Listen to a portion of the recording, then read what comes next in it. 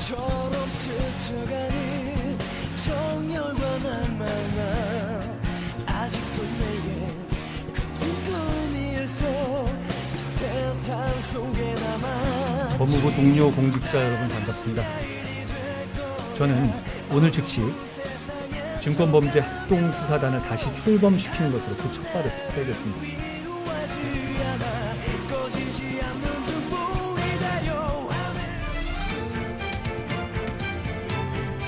윤석열 대통령은 국회에 와서는 협치를 이야기하고 뒤돌아서서는 독선에 빠져 있었습니까?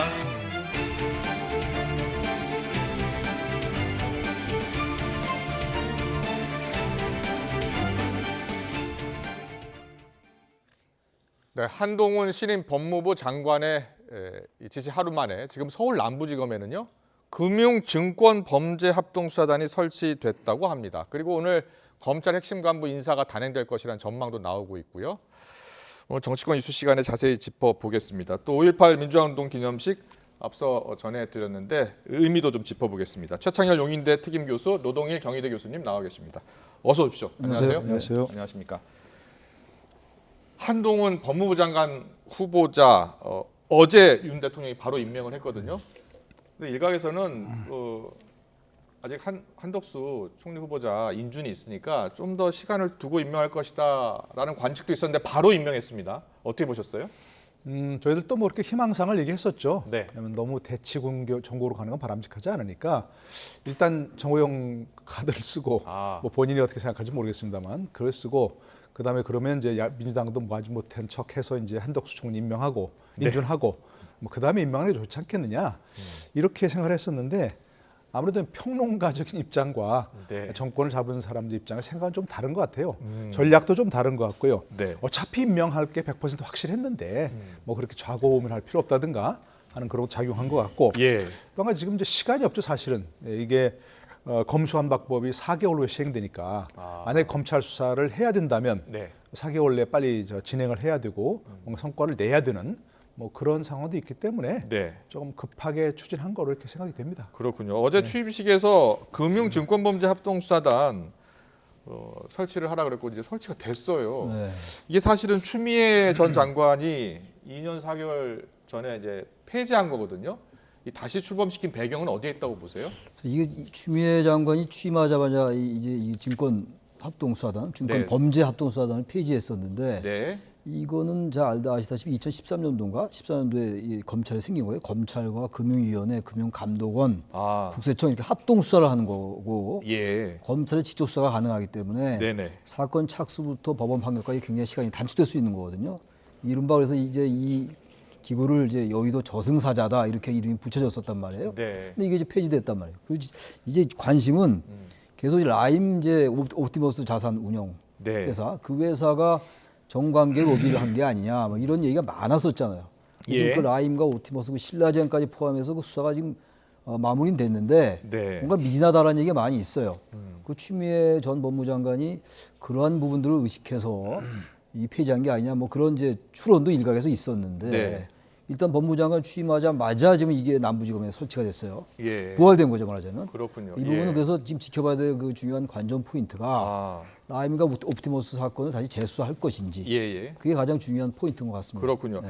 자 이제 검찰이 지금 라임 옵티머스 신라젠 관련 사건 재수사 가능성을 이렇게 언급을 해주셨는데 증권범죄합동수사단이 이와 관련해서 지금 뭐 일부 사건은 재판도 진행 중이거든요. 이게 재수사 가능성도 있다고 보세요? 당연하죠. 왜냐하면 이게 제대로 수사가 안 됐었으니까요. 지난 한동훈 그 장관 청문회에서 그 김경률 회계사가 나와 증언했었죠. 그럴 때 이 언급했었죠. 증권범죄 합수단이 해체되면서 주범들은 돈을 챙겨 도망가 버리고 지금 그 잔챙이들 속된 말로 하는 잔챙이들만 구속돼 있다. 당시 이게 파다한 게 나온 게 뭐 정권 시세들 이미 다 나왔었다. 그래서 아마 추미애 장관이 이게 해체한 것이 바로 그런 목적 아니겠느냐 하는 뉘앙스를 해서 청원을 했던 적이 있죠. 근데 지금 문제가 더 심각한 건 뭐냐면 그 당시 이제 그 어마어마한 피해가 났는데 그 당시 피해자들이 있을 거 아니겠습니까? 피해자 협의회도 피해자인데 있어요. 지금 그렇게 막 심각하게 뭐 문제 삼지 않거든요. 왜냐하면 은행이나 증권사들한테 피해를 배상하라고 지금 은행 감독원에서 해버렸기 때문에 그렇습니다. 그렇군요. 이게 예. 지금 은행이나 증권사들은 판매 대행사 아니에요. 네. 판매하고 수수료를 먹었을 뿐인데 그걸 많게는 65, 7%까지 배상하라고 돼버렸거든요. 그러니까 지금 조용한 거죠. 만약 안 그랬으면 지금 엄청난 사회 문제가 됐을 텐데. 네. 그러니까 도대체 뭐냐는 거죠. 주범 돈을 챙긴 주범들은 지금 도망가 버리고 네. 미국에 암호계가 있다, 옵티머스 무슨 펀드 주범이 또 있다고 하는 게 다 나왔었고 소재까지 나왔는데 예. 법무부는 그 무슨 범죄인 인도 청구도 안 하고 있다고 예. 여러 차례 이게 나왔었습니다 그 당시에. 그런데 지금 그런 상황이니까 당연히 주범이 어떤 누가 무슨 짓을 저질렀는지를 수사해야 되는 거죠. 예. 그리고 수사해서 이게 좀 민감하다 그러는데 아니 아무리 민감해도 범죄가 있는데 처벌 안 하면 되겠습니까? 네. 범죄를 만들어내라는 게 아니고 있는 범죄를 수사해서 처벌을 하라는 것이고 그렇지 않으면 그게 공정이고 정의고 상식이겠습니까? 네. 다시 수사. 추미애 장관이 첫 작품으로 저렇게 해체했던 수사단 그때도 의미가 있는 것이고 네. 지금도 한동훈 법무장을 취임하면서 첫 작품으로 저걸 부활시킨 것도 충분히 뭐 의미가 있는 그런 행보죠. 그렇군요. 예. 지금 이제 검찰이 수사할 수 있는 시간이 넉 달밖에 남지 않았다라고 하신 것은 최근에 이제 검수안박법 통과하면서 이제 경제 부패를 제외하고 그죠, 수사할 수 없으니까. 수사할 수 없으니까 지금 4개월 남았다고 하셨는데 재수사 가능성 만약에 재수사한다면 정치권의 파장이 굉장히 클 것 같은데요. 파장이 뭐 만만치 않겠죠. 네. 이제 이게 아마 민주당에서는 이제 이 수사를 들어가면은 이것도 아마 정치보복이라고 이제 그런 프레임으로 달고 나올 수도 있어요. 예, 예. 이게 지금 한동훈 이제 장관에 대해서 굉장히 반대가 심했단 말이에요. 네. 민주당도 아마 윤석열 대통령이 임명할 줄 알면서도 반대를 했던 것 같은데 이 부분에 대한 수사가 들어가고 이제 그 여야의 그 대치가 더 심해질 수밖에 없다. 이게 지방선거가 끝나더라도 말이죠. 예, 예. 그래서 윤석열 검찰총장이 검찰총장 때 말이죠. 대통령이 검찰총장 때 이성윤 중앙지검장에게 이거 제대로 수사해라. 라임 옵티머스. 그러니까 그게 이제 말하자면은 폐지된 다음이죠. 증권합동수사단이 폐지되고 난 다음에도 이 라임과 옵티머스 사건이 제대로 수사가 안 된 것 같다. 제대로 수사가 안 됐으니 중앙지검이 잘 수사하시라고 지시도 내리고 그랬어요. 그랬군요. 아무튼 예. 좀 이렇게 됐는데 제가 볼 때 이거를 지금 한동훈 장관이 취임하자마자 다시 부활한 걸로 봐서는 이 의지가 분명히 있을 거예요 아마. 그렇군요. 모를 리가 없죠. 여기서 얘기가 되고 있을 정도니까. 네. 그리고 여러 가지 의혹들이 많이 있기 때문에 이건 정치 보복 차원에서 볼 건 아닌 것 같고. 예. 뭐 정치권에 뭐 여든 야든 뭐 관련되면은 무조건 수사해야 된다고 생각합니다. 네. 이제 이 한동훈 이제 장관이죠. 한동훈 장관이 이제 조만간 이제 인사도 진행할 것 같은데 검찰 핵심 간부 인사에서 그동안 한직에 있었던 윤석열 라인이 대거 등용되지 않을까 이런 전망이 나오고 있습니다. 노널 교수님은 그렇게 보세요? 뭐 그럴 수밖에 없겠죠. 네. 뭐 윤석열 대통령 자신이 우선 검찰 너무 잘할 거 아니겠습니까? 네. 어떤 사람을 어디에 배치하는 게 제일 좋겠다는 아마 보관이 다 있을 거고요. 한동훈 장관도 당연히 그런 생각을 미리 가지고 있었고 네. 아마 뭐 대통령과 윤석열 대통령과 한동훈 장관이 그런 점에서도 막 의견을 주고받은 적이 분명히 있을 겁니다. 그러니까 그렇게 정광석화처럼 지금 돼버리는 것도 바로 그런 거겠죠. 네. 근데 이제 한 가지 조금 당부하고 싶은 말은 그런 거예요. 과거 검찰총장 시절에도 윤석열 검찰총장 시절에도 뭐 여러 가지 수사를 잘하고 능력 있는 사람들 뭐 전진 배치하는 건 당연하지만 네. 본인이 특수통이다 보니까 전부 특수통 검사들이 너무 약진하는 거 아니냐. 모든 요직을 다 예. 그야말로 그런 뭐 지적이 공안이라든지 항사라든지 이런 분야 그 분야에서 오래 근무했던 사람들은 그야말로 그 분야 부장 최고 지위에도 못 올라가고 네. 모든 걸 특수통 검사들이 맡은 게 아니라 이렇게 검찰 내부에 불만이 있었다는 것이거든요. 네. 뭐 그런 점도 충분히 좀 고려해서 물론 필요한 뭐 직위에 필요한 사람을 당연히 해야 되는 건 임명해야 되는 건 맞지만 그야말로 이건 완전히 또 윤석열 사단이 윤석열 대통령과 잘 아는 사람들만이 이른바 출세한다 예. 이렇게 해버리면 안 되는 것이고요. 그렇군요. 그 점에서 충분한 예. 좀 안배가 있어야 할 것 같습니다. 고려가. 네. 여러 이제 특수통만 우대하는 또 측근 아는 사람만 쓰는 그런 인사는 안 돼야 될 것 같다는 지적을 해주셨고요. 그런데 오늘 한동훈 장관 취임식 그 유튜브 누적 조회수 관련 기사가 좀 있던데 취임식 조회수가 100만 뷰가 넘는다고 하거든요. 이걸 어떻게 봐야 됩니까? 글쎄요. 한동훈 장관이 워낙 이제 인사청문 과정에서 청문 네. 정국에서 관심을 가장 많이 받은 후보자였단 말이에요. 네. 게다가 한동훈 장관은 뭐 다 아시다시피 문재인 정권 때 워낙 조국 수하면서부터 그때부터 이제 이 좌천되고 한지고 돌고 이랬단 말이죠. 그렇습니다. 그러다가 네. 이제 그야말로 뭐 장관까지 이렇게 됐기 때문에 관심이 높은 데다가 기대도 좀 있는 것 같긴 해요. 아, 방금 이제 뭐 수사 관련 말씀도 드렸습니다만 그것 플러스 우려도 좀 교차하는 게 아닌가. 예. 그 우려는 바로 그겁니다. 지금 한동훈 장관이 굉장히 관심을 많이 받고 있어요. 지금 뭐 뷰가 좀 100만 뷰가 넘는다고 하는데 그 제가 보니까 말도 굉장히 빠르고 네. 정확하고 아주 군더더기가 없더라고요. 아, 그러니까 뭔가 이제 한 장관에 대한 기대가 있는 것이고 네. 반대로 또 너무 또 지나치게 이 관심을 한 몸에 받으니까 소통력이라는 표현까지 쓰던데 좀 그 표현은 좀 과도한 것 같긴 하던데 과한 것 같긴 하던데 아무튼간에 그런 이제 그 관심을 주목을 많이 받으니까 뭐 이러한 것들이 여기 이제 뷰가 이렇게 뷰수가 높게 나오는 걸로 반영이 되는 것 같은데 네. 한동훈 장관이 이 지금 윤석열 정부의 초기 내각에 좀 상징성을 갖게 돼 버렸어요. 지금 갖는 의미가 부여됐습니다. 지금. 그렇군요. 그러니까 정치적 자산처럼 됐기 때문에 윤석열 정권에 그 부분을 잘 인식하고 정말 이럴 때일수록 자신을 잘 돌아봐야 된다. 네. 그런 말씀이 좀 생각이 나요. 알겠습니다. 법과 원칙에 따라 수사한다고 본인이 이야기했으니까요. 정치적인 중립, 독립을 지켜나가면서 제대로 된 수사를 해야 될 것 같습니다. 자, 한동훈 장관이 임명된 날이요. 여야가 사실 한덕수 총리 인준 표결 날짜를 합의를 했습니다. 바로 이틀 뒤 20일인데요. 국회 본회의장에서 표결이 진행될 예정입니다. 여러 가지 가능성이 나오고 있는데 이와 관련해서 민주당 원로 정치인이죠. 문희상 전 의장이 인터뷰를 했는데 이렇게 이야기했습니다. 듣고 오겠습니다. 누가 봐도 측근 인사라고 할 수 있는 이런 인사를 법무부 장관에 둔다는 것은 이건 난 최악의 인사라고 생각해요. 야당이 제일 깊이 인물을 일부러 골라 쓰는 것 같은 약 올리는 것 같은 그런 식으로 하면 협치는 망가진단 말이에요. 결국 총리는 인준을 해줘야 된다고 난 생각해요. 물론 많은 문제가 있어요. 첫 출발하는 첫 번 총리에 관해서 너무 그것을 정치적으로만 정략적으로만 생각할 일은 아니다라고 난 생각합니다. 들으신 것처럼 한동훈 법무장관 인사 잘못됐다. 그런데 한덕수 총리 후보자 인준은 해줘야 되는 것 아니냐 이런 의견을 냈어요. 어떻게 보셨어요? 어떻게 될 것 같아요? 내일 모레 20일. 또 예상하다 틀리면 어떡합니까? 근데 어쨌든 두 사안은 저희가 여러 차례 얘기했지만 연계할 사안은 아닌 거죠 분명히. 네.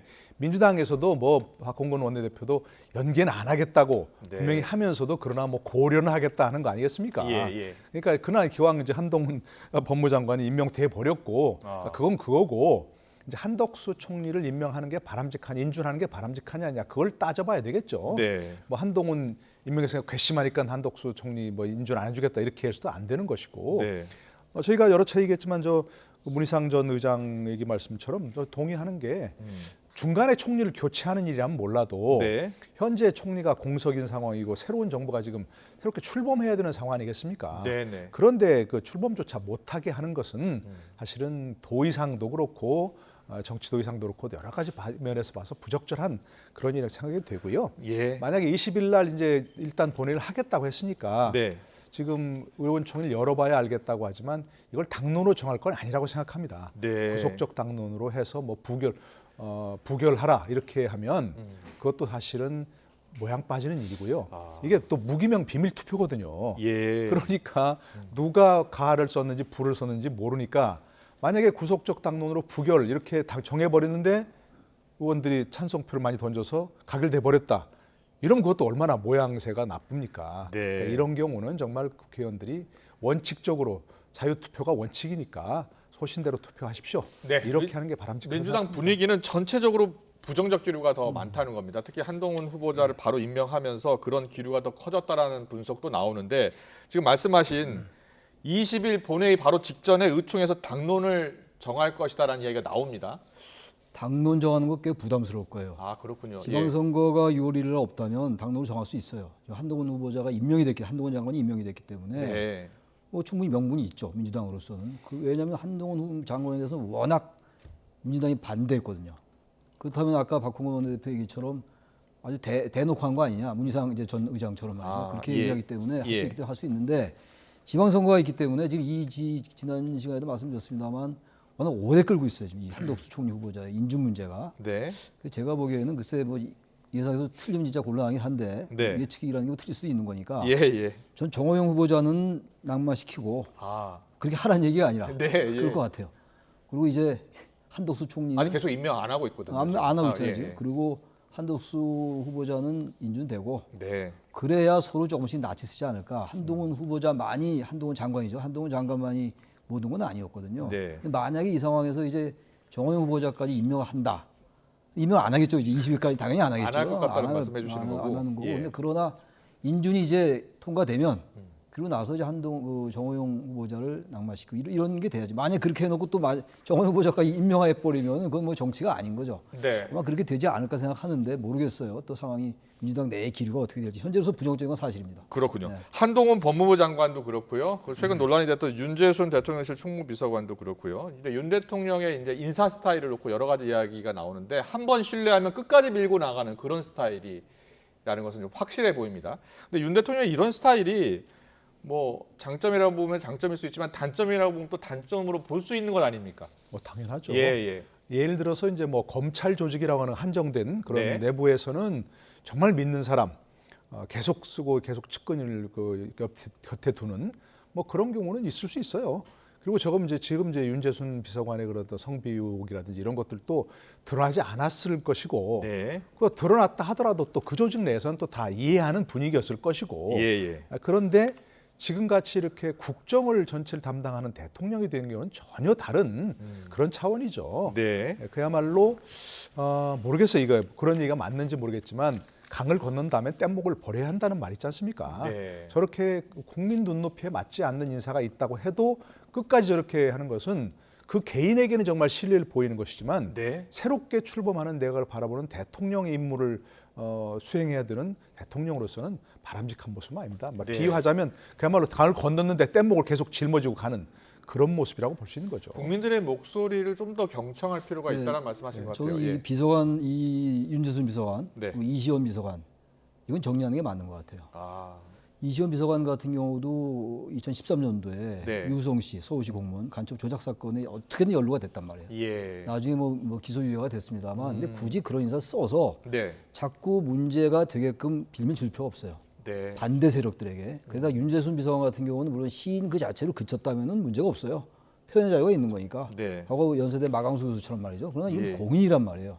대통령의 비서고 계속 지금 언론이 문제 삼고 있잖아요. 네. 그럼 이런 부분들은 과감하게 정리하는 게 좋습니다. 아. 항상 국민 눈높이에 맞추면 문제가 안 생기는데 네, 네. 그걸 무조건 이른바 정면 돌파한다고 가면 문제가 반드시 생기는 게 지금까지 경험이에요. 네. 이런 부분들은 너무 집착할 필요 없을 것 같은데 한동훈 후보자하고는 좀 달라요. 한동훈 장관 같은 경우는 좀 다른데 네. 이런 부분들은 제가 봐도 여론이 계속 안 좋아질 수 있다. 비서관이지만. 국민 여론을 좀 더 좀 더 살펴라. 수렴하고 결정을 하는 게 좋겠다는 말씀 해주셨습니다. 알겠습니다.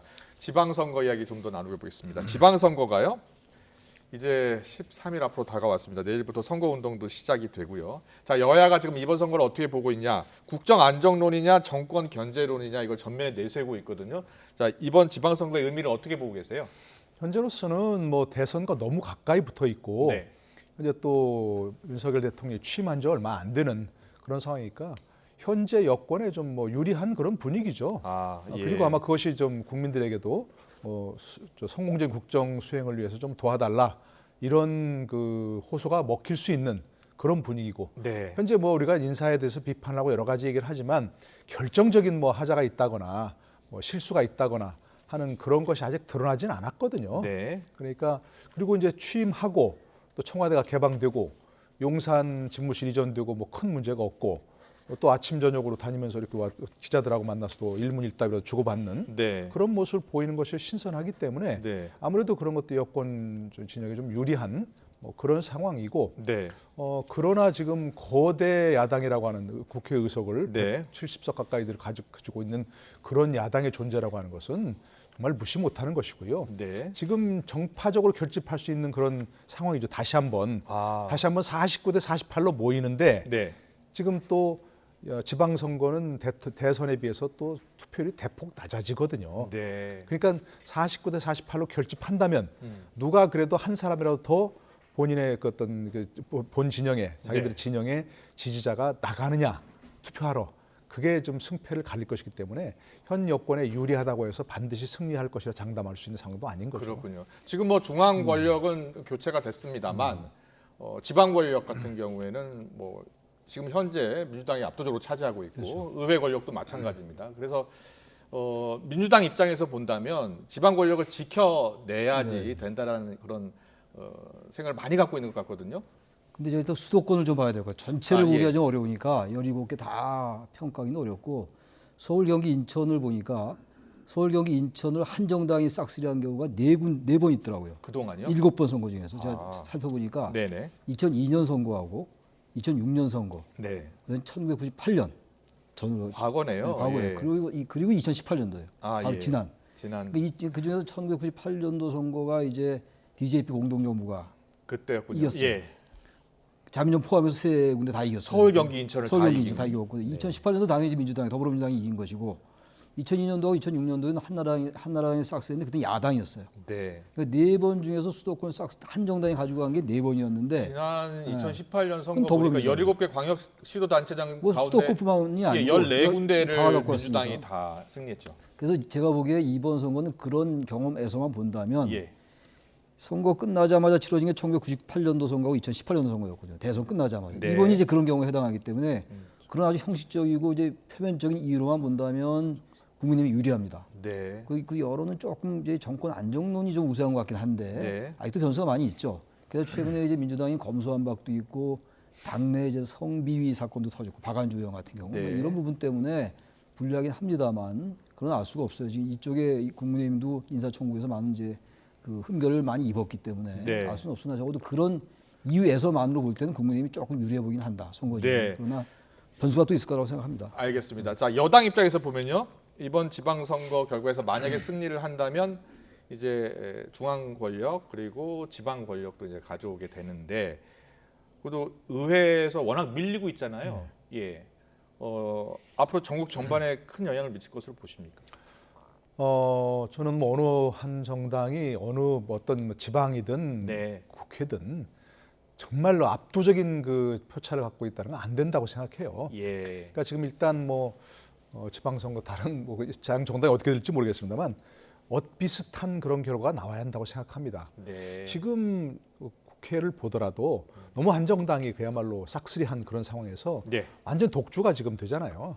그러니까 그것도 특히 지금 계속해서 여러 가지 문제들이 터져나오고 있는 것은 한 정당이 과연 그동안 그러니까 지금 중앙 권력이 대통령이 교체되기 전까지 한 정당이 좀 싹쓸이했지 않습니까? 네. 입법, 사법, 행정 뭐 다 장악하고 지방까지 장악한 그런 상황에서 해이해진 면이 있는 거거든요. 예. 그러니까 바로 그것이 문제가 되니까 어쨌든 어떤 상황이라도 서로 눈치를 볼 수밖에 없는 그런 좀 팽팽한 결과가 나와야 되겠다 생각하는데 네. 양정당은 안 그러겠죠. 여당 같은 데는 좀 그야말로 뭐 수도권 서울, 경기, 인천 비롯해서 호남과 제주를 빼고 나머지는 다 뭐 가져올 수 있다 이런 생각인 것 같아요. 네. 그런데 그렇게 너무 한쪽으로 완전히 치우치는 것도 바람직하지 않은 결과 같다 예. 그렇게 생각합니다. 알겠습니다. 앞으로 이제 선거가 얼마 남지 않았는데 오늘 5.18 민주화운동 기념식 네. 윤석열 대통령을 비롯해서 보수 정권에서는 이제 처음으로 대통령이 직접 인물위원 행진곡도 부르고 국회의원들도 거의 다 갔고요. 다 가고.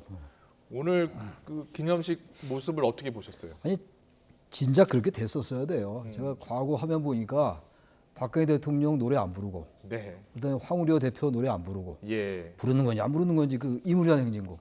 그 이물위한 행진곡이라는 노래는 그 5.18 민주화 운동의 상징이에요. 예. 81년도에 만든 기념곡이죠. 노래인데 그런 예. 기념곡이고 그다음 97, 8년도인가 7년도에 이미 5.18 민주화 운동이 정식 국가기념일로 돼 있었단 말이에요. 맞습니다. 근데 그걸 가서 보수 정당이 그때 보훈처장도 이름은 정확히 기억 안 나는데 예. 보훈처장도 가서 노래를 안 부르더라고요. 그렇게 편협하게 정치를 한 거예요. 네. 그러니까 양쪽 진영이 갈라지고 5.18 민주화 운동 제가 볼 때는요 5.18 민주화 운동 없었으면 대한민국 민주화 없었을 겁니다 아마. 예. 그건 엄청난 역사적인 대사건이에요. 세계적인 사건이라고 볼 수도 있는데 그거를 정권을 담당했던 이른바 보수 진영이 그걸 폄훼하고 망언을 네. 하고 대통령 가서 노래 안 부르고 재창하지 말아라 이렇게 하고 이명박 정권 때 처음 그 재창을 막았던 거예요. 그 전에 다 했습니다. 김영삼 정권 때 다 했고. 예, 예. 근데 이명박 정권 들어와가지고 재창을 막으면서 문제가 사단이 벌어졌던 거. 이게 이제 정상화된 거예요. 윤석열 네. 대통령이 이걸 잘한 거고 예. 국민의힘이 다 내려가서 왜냐하면 광주 민주화 운동 그건 광주 민주화 운동이 아니고 대한민국의 민주화 운동이란 말이에요. 네. 그건 진보 진영의 전유물이 아니거든요. 아주 잘한 거라고 생각합니다. 그렇군요. 이제 앞으로도 매년 기념식에 오겠다고 윤 대통령이 약속을 했습니다. 자, 앞으로 윤 대통령이 어떤 행보를 보여야 한다. 뭐 앞서 5.18 기념단체에서는 좀 더 적극적인 모습을 보여줬으면 좋겠다라는 이야기도 하더라고요. 예. 아마 장관들 전부, 그다음에 의원들 전부, 뭐 수석들 전부 가자 이렇게 한 게 뭐 상당히 적극적인 거 아니겠습니까? 예. 저는 그거 자체가 굉장히 큰 의미를 갖는다 생각합니다. 네. 그리고 뭐 특별 열차까지 대절해서 이렇게 한꺼번에 간 그런 것이 이제는 또 뭐 어느 쪽 다 빨간색, 어느 쪽 파란색 이런 거 좀 없었으면 참 좋겠고요. 예. 지금 이번 그 지방선거에서는 그러지 못하더라도 이제 차차 조금씩 그런 완전히 한 지역을 한 정당이 싹쓸이하는 그런 모습이 좀 없으면 좋겠다 생각하고요. 네. 이게 5.18 기념이 이렇게 광주 민주화 운동이 이렇게 국가적 차원으로 이렇게 적상된 게 김영삼 정권 때 아니겠습니까? 1997년이었습니다. 네, 그러니까 이게 아니 그 김영삼 정권 때 5.18 특별법 제정하고 예. 결국 그 초석을 놨던 게 김영삼 정권이죠. 네. 그러니까 이건 뭐 보수 진보의 문제가 아니라는 걸 절대 동의하는 문제고요. 예, 예. 그러니까 앞으로 윤석열 대통령이 어떤 행보를 보일지 모르겠습니다만 지금 저렇게 하는 것은 선거 때도 그랬지 않습니까? 선거 때도 하고 지금도 역같이 동일성을 지키는 그런 진정성을 보이는 것이라 생각하고요. 예. 아까 이제 그분 말씀을 들어보니까 헌법 전문에 넣겠다는 약속을 안 했다 그러는데 네. 전 그 지난번 취임사도 그랬고 이번 오늘 저 기념사를 들어봐도 네. 뭐 구체적인 약속하는 건 없더라고요. 예, 예. 상당히 무슨 헌법 정신 그 예. 자체라는 표현을 썼거든요. 예. 그러니까 자유라는 걸 뭐 강조하고 또 헌법 정신을 강조하고 이런 걸 하면서 네. 뭔가 좀 추상적이랄까, 예. 뭐 철학적이랄까 그런 것을 얘기하지 뭐 구체적으로 이걸 하겠습니다, 저걸 하겠습니다 이런 약속은 거의 없는 것 같아요. 네. 취임사도 그렇고 이게. 예. 그러니까 그리고 헌법 개정은 또 윤석열 대통령이 추진한다고 되는 것도 아니고요. 예. 그러니까 그런 점은 차차 국민적 공감대가 형성되면 충분히 할 수 있다고 생각을 하고 예. 할 수 있는 것부터 그야말로 아직까지 벌써 진상규명한다고 수십 년째 했는데 네. 아직 그 발포 경위 같은 것도 밝히지 않았다. 그렇습니다. 누가 이건 발표했는지를 말이죠. 정확하게 지금 명시하지 못하고 있어요. 그러니까요. 이게 어떻게 된 일입니까? 국가적 차원에서 네. 기울여서 빨리 그걸 매듭을 지어줘야 그런 논란에서 빨리 벗어날 수 있는 계기가 될 거라 생각합니다. 네, 이 5.18 정신을 헌법 전문에 실는 것은 굉장히 의미가 있는데 이게 여야가 같이 합의하고 또 국민투표도 해야 될 일 아니에요? 해야 되는데 네. 작년 7월달에 윤석열 그 후보가 얘기를 했어요. 헌법 전문에 11월에도 이야기했습니다. 얘기했어요. 여러 번 예. 했기 때문에 꼭 오늘 얘기 안 한다 하더라도 거의 다 국민적 합의가 좀 이루어진 거라고 봐요. 예. 민주화 예. 운동, 민주화가 없으면 대한민국이 오늘이 없을 텐데 네. 민주화의 가장 핵심이 민주화 운동 5.18이었는데 네. 당연히 넣어야 되죠. 헌법 전문에. 예. 알겠습니다. 오늘 기념사에서 여러 이야기가 나왔잖아요. 네. 기념사를 윤석열 대통령이 뭐 7번 정도 고쳤다고 하더라고요. 여러 이야기를 많이 했습니다. 5월 정신은 국민통합의 주춧돌이라는 표현도 썼고 5월 정신은 보편적 가치 회복이다. 우리 대한민국 국민 모두는 광주 시민이다라고 이제 마지막 멘트를 했는데 오늘 그 기념사에서 어떤 내용이 가장 눈에 띄던가요? 저도 좀 전에 얘기하신 거 바로 5.18 정신이 바로 대한민국 헌법 정신이다. 네. 지난번 취임사하고 일맥상통해요. 자유를 강조했던 네. 그런 것과 본인이 지금 뭡니까 아마 검찰총장 때부터 계속 들어온 얘기가 헌법 정신인 것 같아요. 아, 그렇네요. 예, 계속해서 헌법 정신, 대한민국 헌법, 자유민주주의 가치 예. 이런 것들 얘기해 왔고 오늘도 이게 자유민주주의 헌법 정신 그 자체라는 5월 정신과 등치시키는 뭐 그런 것을 보면서 그런 면에서는 윤석열 대통령의 생각이 좀 확고한 것 같다 생각을 하고요. 네. 그러니까 지금 그 5.18 민주화 운동 정신을 전문에 넣느냐 헌법 전문에 그 문제는 이제 보수 진영에서 조금 이견이 많이 있어요 아직은. 그렇기 때문에 그 점을 명시적으로 언급하지 않은 것도 있을 것 같은데 예. 저는 그런 점에 대해서 윤석열 대통령 이제 임기 중에 네. 좀 보수 진영이라든지 이런 좀 설득을 하고 아. 왜 그 윤석열 대통령이 그런 것들을 언급했는가 네. 하는 뭐 그런 것도 충분히 좀 논의하면서 공론화시키면서 그런 점에 거부감을 가진 그런 일부 사람들을 좀 설득하는 그런 작업도 좀 필요하다 생각합니다. 저는 오늘 거기 중에서 다 좋은 말들인데 좋은 말씀들인데 네. 자유, 정의, 진실을 사랑하는 대한민국 국민이 모두 광주 시민이다. 그건 아주 와닿더라고요. 아. 광주가 자꾸 특정 지역 그리고 특정 진영에 자꾸 이렇게 이 갈라치기 하는 이런 면이 없지 않았어요. 광주 민주화 운동이라는 표현보다 대한민국 민주화 운동이다 이것은 그러니까 사실상 그래서 이거 광주 예. 민주화 운동이라는 표현을 안 쓰거든요. 5.18 민주화 운동이라고 쓰거든요. 그렇습니다. 그러니까 이런 표현, 이런 자유, 정의, 진실 사랑하는 예. 대한민국 국민이 다 광주 시민이다. 이런 표현들은 통합을 강조하는 것이기 때문에 아주 전 이 부분이 가장 와닿는 표현이었다. 네. 그래서 다 와닿는 표현이었습니다만. 알겠습니다. 평가를 잘 들었습니다. 그리고 곧 바이든 대통령과 이제 한미 정상회담이 있거든요. 네. 자, 한미 정상회담 여쭤볼게요. 북핵 문제도 다룰 것 같고요. 여러 가지 문제를 다룰 것 같습니다. 어떻게 보고 계세요? 글쎄 이제 그 윤석열 대통령이 이제 후보나 당선인 시절과는 좀 또 달라진 겁니다. 사실은 네.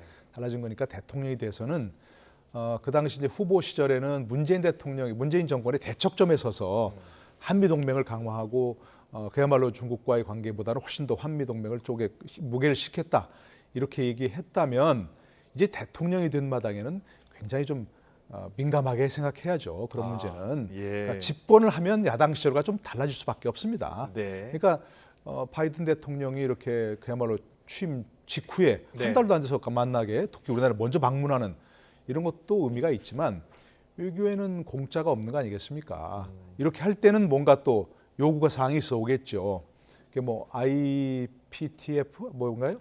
인도 태평양 IPEF 거기에 지금 우리가 뭐 출범에 참여하겠다 얘기하는데 자칫 그렇게 되면 또 중국과의 관계는 어떻게 될 것인가 하는 네. 문제도 민감하게 생각해야 될 그런 문제입니다. 네. 더구나 또 뭐 예를 들어서 지금 미국이 우크라이나의 요청을 따라서 무슨 우리가 무기를 공급해 주길 원한다 이런 말도 있는 것 같은데 네. 그런 문제는 단순히 우리가 뭐 자유의 가치를 지키겠다 이런 것만으로 끝날 수 있는 것도 아니거잖아요. 러시아의 관계도 생각해 볼 수밖에 없는 그런 문제고 네. 인도적 차원에서 우크라이나를 지원하는 것은 얼마든지 할 수 있지만 무기 공급은 전혀 별개의 문제니까 혹시 그게 논의 될지 안 될지 모르겠습니다만 네. 그런 문제는 정말 국익 관점에서 정말 좀 깊이 생각해야 될 그런 문제인 거죠. 그렇군요. 이 한미 정상회담 사실은 지방선거를 좀 앞두고 있어서 이것도 영향을 미칠 것이다라고 많은 분들이 보더라고요. 글쎄, 저는 뭐 그 자체가 우리 항상 이제 뭐 남북 변수 문제라든지 네. 대북 변수 이런 것들이 선거에 영향을 미치냐 안 미치냐 얘기했는데